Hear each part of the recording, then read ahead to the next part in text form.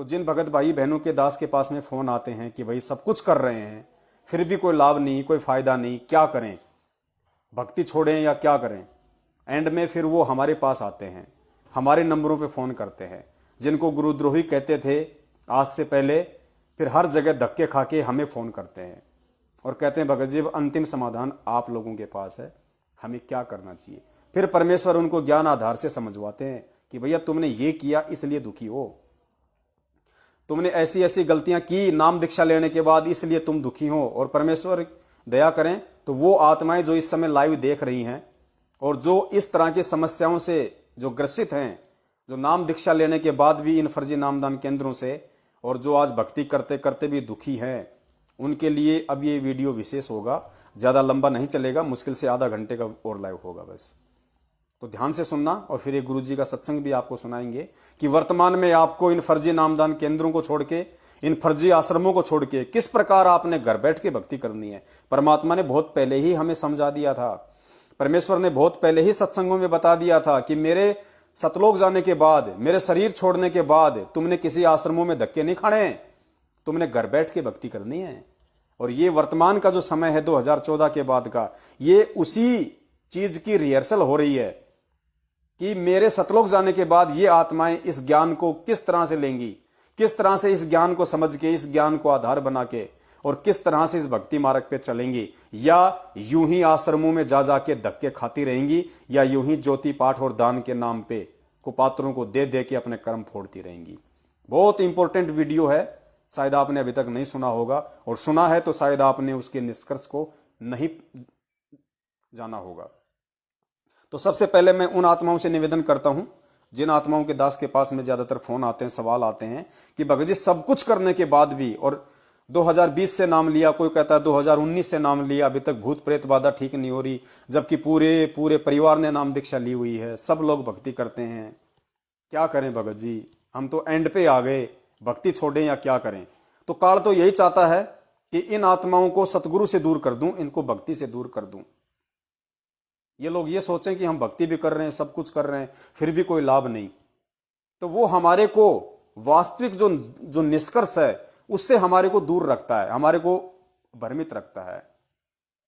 अब परमेश्वर ने जिन सत्सेवकों को खड़ा किया संगत में सच्चाई बताने के लिए, लोगों को भक्ति मार्ग पे टिकाए रखने के लिए अपने आने तक, उनमें परमात्मा और इस भक्ति के प्रति वो दृढ़ता बनाए रखने के लिए, तो काल ने देखा कि अब तेरा सत्यानाश होने वाला है और तूने जो जाल फेंका है सतलोक आश्रम मैनेजमेंट हरियाणा के माध्यम से इन आत्माओं के ऊपर, इनको भ्रमित करने के लिए, अब तेरा जाल ये सतगुरु के चूहे काटने वाले हैं। तो उसने एक नया षड्यंत्र शुरू कर दिया गुरुदेव के नाम से कि ये गुरुद्रोही हैं, इनको गुरुजी ने गुरुद्रोही घोषित कर दिया, जो इनसे बात करेगा, जो इनकी वीडियो देखेगा, उसका नाम खंड हो जाएगा, वो परमात्मा से दूर हो जाएगा। पुण्यात्माओं, कितना आप लोगों को मूर्ख बनाया गया। और गुरुजी हमेशा कहते हैं कि कहे कबीर सोए जन मेरा, जो नीर खीर का करे निवेरा। मेरा असली भगत वो है जो दोनों तरफ की बातें सुने। जैसे कोर्ट में जज होता है, जज का काम क्या होता है, उसको पता है कि सामने एक आदमी गलत है, एक आदमी सही है, उसके बाद भी वो दोनों तरफ की बातें, चाहे कितनी ही तारीखें क्यों ना देनी पड़े, वो दोनों तरफ की बातें पूरी सुनता है, सारे सबूत देखता है, सारे प्रमाण देखता है धैर्य के साथ, और उसके बाद फिर वो निष्कर्ष पे निकल जाता है कि वास्तव में कौन आदमी दोषी है, कौन आदमी निर्दोष है। उसको कहते हैं असली जज। और उस जज से बढ़ के परमात्मा ने भगत को संज्ञा दी है कि वो तो खाली सांसारिक ज्ञान आधार से निष्कर्ष निकालता है, लोगों के दिए हुए सबूतों के आधार से निष्कर्ष निकालता है, वो खुद नहीं जाके देखता कि कौन सही है कौन गलत है। लेकिन इस आध्यात्मिक मार्ग में आने के बाद में जो मेरा भगत है, उस जज से भी ये तत्व ज्ञान प्राप्त करने के बाद कई गुना ज्यादा बुद्धिमान और विवेकी होता है। उसको मैंने हंस बना दिया, वो हर चीज का निष्कर्ष निकाल के खुद ही ये साबित कर देगा कि क्या सही और क्या गलत है। फिर परमेश्वर कहते हैं कहे कबीर सोए जन मेरा, जो नीर खीर का करे निवेरा। मेरा असली भगत केवल वही है जो दोनों तरफ की बातें सुन के सत्य असत्य को पहचान ले। अरे पवन दास के वीडियो देख लोगे तो तुम्हारा कोई मतलब फूट थोड़ी जाएगा कुछ, या जैसे मेरे वीडियो देख लिए कोई जो मतलब बम फट जाएगा कि ये लो साहब हम तो मर गए। अरे सुनो, धैर्य से सुनो, दिक्कत क्या है। और सुन के गुरुदेव ने तुमको तत्व ज्ञान दिया हुआ है, निष्कर्ष निकाल लो। पवन दास अगर वो गलत बोल रहा है, गुरुजी के विषय में कुछ अपशब्द कह रहा है, भक्ति मार्ग को यदि गुरुजी की भक्ति को यदि वो गलत बता रहा है, यदि और कोई मीनमेख निकाल रहा है, आप लोगों को भक्ति से दूर करने की कोशिश कर रहा है, या मैं खुद भक्ति नहीं कर रहा हूं, तो भाई साहब आगे से वीडियो मत देखो, मत सुनो, और अपना एक रास्ता अपना लो कि साहब ठीक है, जो मैनेजमेंट कह रहा है वो सही है। ये होता है नीर खीर का निबेरा करना। अब तुम दूसरे की चीज देखोगे ही नहीं, उसको जानने की कोशिश ही नहीं करोगे कि वो क्या कर रहा है, और तुम्हें किसी बात का मालूम नहीं, क्योंकि तुम अभी नए नए भगत बने हो। तुम्हें इन बातों का पता नहीं कि क्या बरवाला कांड है, गुरुजी के साथ क्या हुआ है, वर्तमान में गुरुजी के आदेशों की आड़ में क्या ही खेल चल रहा है। हमारी सुनो नहीं, तुम्हें सच्चाई का पता नहीं, और फिर कहोगे कि भक्ति करते करते भी हमारे ऊपर दुख आ रहे, संकट आ रहे हैं, और क्या फिर तुम्हारे को रसगुल्ले मिलेंगे भाई। वही चीज मिलेगी फिर जो तुम्हारे को मिलनी चाहिए, जो आंख बंद करके चलेगा भक्ति मार्ग पे। सामने जंगल है, झाड़ियां हैं, और तुम आंख पे काली पट्टी बांध के चलने की कोशिश करोगे तो पैर में कांटे चुभेंगे, और कोई तरीका नहीं है उसका।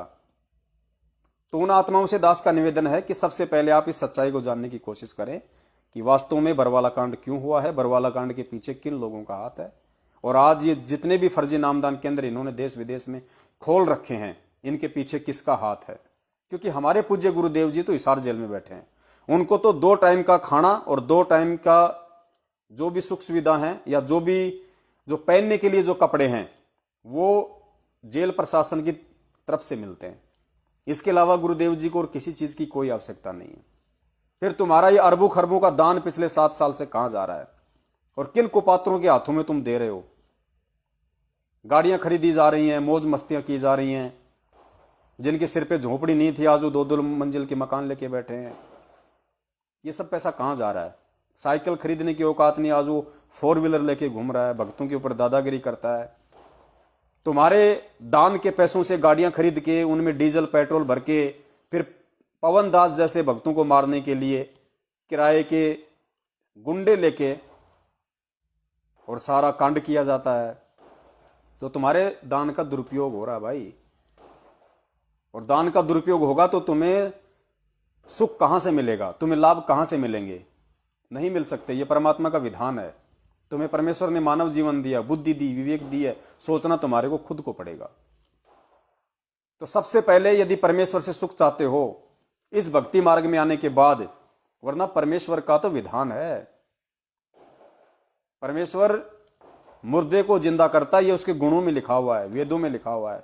परमेश्वर असाध्य रोगों को आशीर्वाद मात्र से दूर कर देता है, ये उसकी कथाओं में, उसके गुणों में है। उसने सिकंदर लोदी का ठीक करके उसने दिखाया। कासे में उसने 200-300 कोडियों को आशीर्वाद मात्र से उनका कोड दूर करके दिखाया। कमाल कमाली को मुर्दे से जीवित करके दिखाया कि परमेश्वर क्या कर सकता है। आज भी तो वही परमात्मा है, वही भक्ति है, वही मंत्र है। फिर आज क्या हो गया जो भक्ति करते करते भी आपको लाभ नहीं।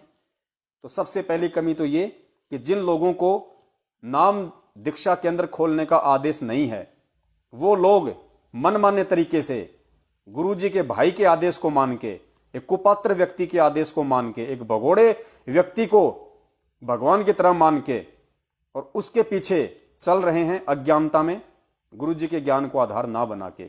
और ऐसे लोगों के द्वारा धार्मिक धंधे के लिए खोले गए नामदान केंद्र, यदि आप वहां से नाम दीक्षा लेते हैं तो जाहिर सी बात है आपको क्या मिलेगा और क्या नहीं मिलेगा। ठीक है, आपने अनजाने में नाम दीक्षा ले ली, आपकी इसमें दास ज्यादा गलती नहीं मानता, क्योंकि परमेश्वर का ज्ञान ऐसा ही है। और नया नया व्यक्ति होता है, वो इन सभी चीजों से अपरिचित होता है, वो भाव में आके नाम दीक्षा ले लेता है। लेकिन नाम दीक्षा लेने के बाद सत्संग तो सुनते हो। उन सत्संगों में गुरुजी ये सारी बातें बताते हैं जो आपको दास बता रहा है, उन्हीं की बताई हुई।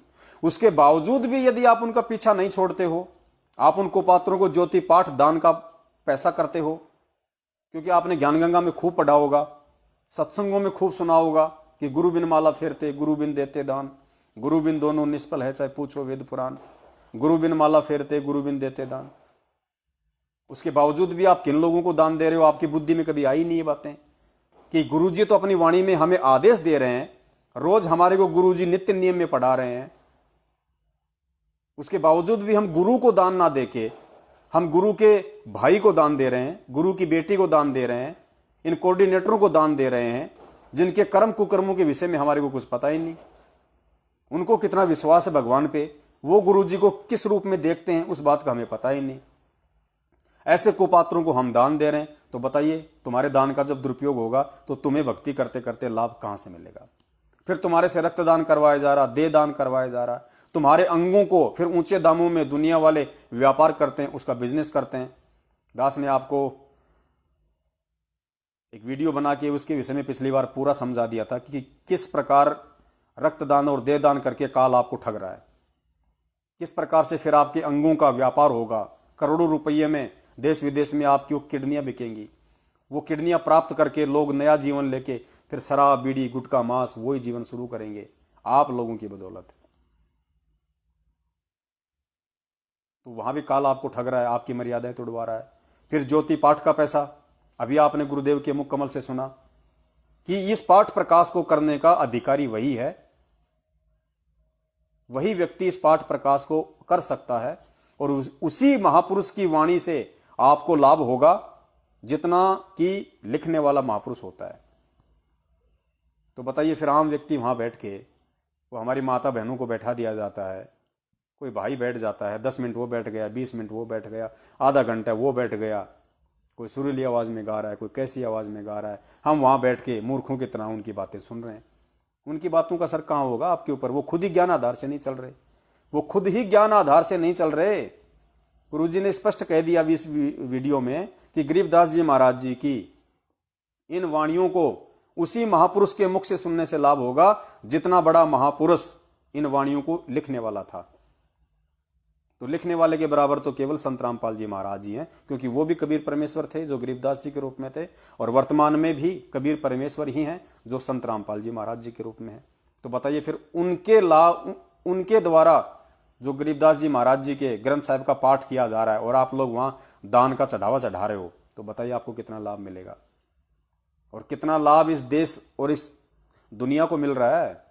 वरना पुण्यात्माओं विचार करो, परमेश्वर की अमर वाणी का जहां 200 दिन से 300 दिन से जहां पाठ चल रहा है, परमेश्वर उस पूरे देश को हरा भरा कर देता है, हरा भरा। जब तक सतगुरु रामपाल जी महाराज जी थे और जिन्होंने वाणियां की, पाठ की, पता है परमेश्वर ने 2 बार इस सृष्टि को डूबने से बचाया, 2 बार सृष्टि को नष्ट होने से बचाया।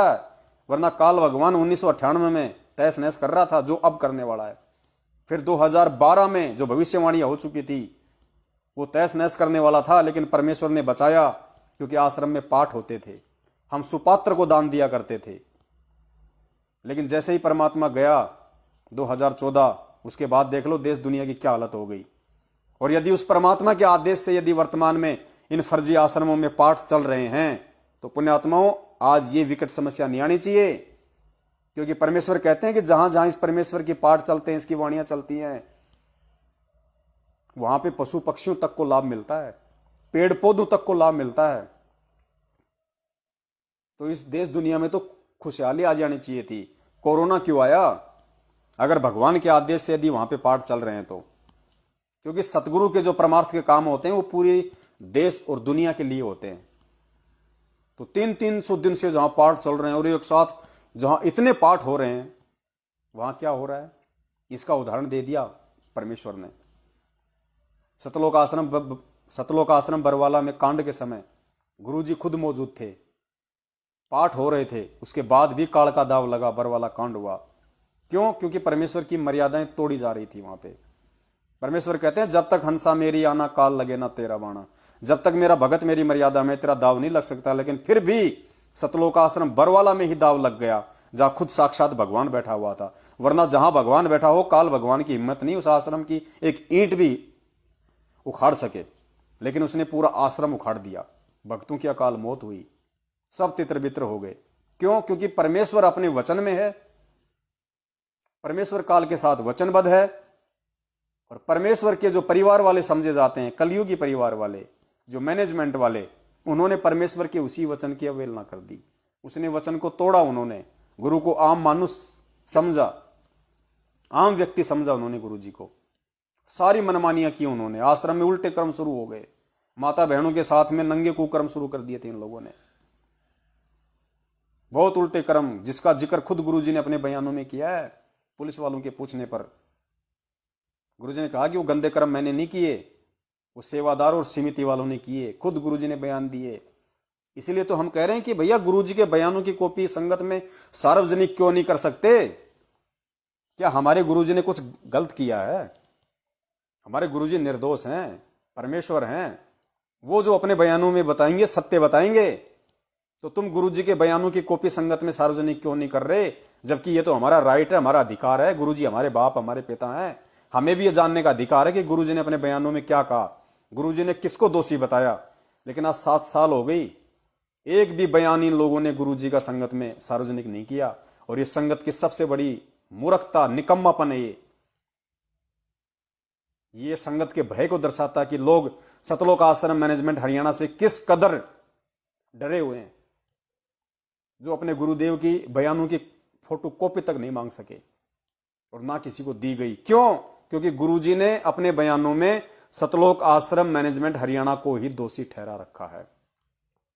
जब परमात्मा पूरी दुनिया के सामने अपने वीडियो में लाइव बोल सकते हैं, मीडिया के सामने, पूरी दुनिया के सामने उन्होंने कहा कि राष्ट्रीय समाज सेवा समिति मेरी नहीं है और ये जितने भी जो गुंडे खड़े थे मेरे नहीं है, और मुझे भी आश्रम में रोक के रखा था, बंधक बना के रखा हुआ था। स्पष्ट कहा परमेश्वर ने। तो बयानों में क्या कहेंगे? वही कहेंगे जो उन्होंने जाते जाते मीडिया को कहा वीडियो में। इसलिए अपनी पोल खुल जाने के डर से और धार्मिक धंधा बंद हो जाने के डर से सतलोक आश्रम मैनेजमेंट हरियाणा ने, गुरुजी के परिवार वालों ने आज तक 7 साल हो गई गुरुजी के बयानों की फोटो कॉपी संगत में नहीं डाली। और जिनको तुम बहुत बड़ा भगत मानते हो, पुरुषोत्तम सैनी, रामकुमार ढाका, बलजीत, इन सब के बयान आए अखबारों के माध्यम से। इन सब ने गुरुजी के खिलाफ बयान दिए कि रामपाल के कहने पे हमने कमांडो बनाए, रामपाल के कहने पे हमने पुलिस वालों को मारा पीटा। अपने बचाव के लिए गुरुजी को दोषी बनाया इन लोगों ने। और इन्हीं कुकर्मी व्यक्तियों के ये जगह जगह नामदान केंद्र खुले हुए हैं। आज इन्हीं व्यक्तियों ने खोल रखे हैं। आज महेंद्र जैसे भगोड़े ने, जो सबसे बड़ा महाझूठा व्यक्ति बरवाला कांड के समय मीडिया को कह रहा है कि संत रामपाल जी महाराज आश्रम के अंदर नहीं है, हमने स्वास्थ्य इलाज के लिए उनको बाहर भेज रखा है। इतना बड़ा झूठ। और वो रामकुमार ढाका, बलजीत, राजेंद्र भटगांव, ये क्या है? ये लोग, इन्होंने सारा ये षड्यंत्र रचा हुआ है और तुम इन्हीं की आज तुम इनकी गुलामी कर रहे हो। तो बताइए भाई साहब, लाभ होगा कहां से? जिन बातों से गुरु दुख पावे तिन बातों को दूर भगावे। जिन लोगों के कारण आज तुम्हारा गुरु दुखी है, परेशान है, देश और दुनिया में जो निंदा का पात्र बना हुआ है, बात बात पे लोग उनको गालियां निकाल देते हैं ये सोच के कि बरवाला कांड संत रामपाल जी की देन है, जबकि हकीकत कुछ और है। तो जब तुम उनके भगत होके और जब तुम सच्चाई की तहकीकात में नहीं जा रहे और जिसको सच्चाई का पता लग गया उसके बाद वो चुपचाप हाथों में चूड़ियां पहन के बैठा हुआ है, सच को सच कहने की हिम्मत नहीं कर रहा, फिर तुम्हारे भूत प्रेत कहां से निकलेंगे? तुम्हारे तो और आएंगे भूत प्रेत। अभी तुम्हारे घर में सुख कहां से होगा भैया? दुख ही आएंगे, संकट ही आएंगे। फिर तुम कोरोना से मरोगे। जो गुरु का नहीं है तो गुरु उसको क्यों बचाएगा? गुरु का वो है जो गुरु की तरह सत्य पे अडिग रहेगा, संघर्ष करेगा, सच को सच कहेगा, चाहे कोई मारे पीटे, चाहे जो मर्जी कहे, जो अपने गुरु के पच्चीनों पे चलेगा। फिर उसका कोरोना क्या बिगाड़ लेगा भाई? कोरोना उससे कोसों दूर रहेगा।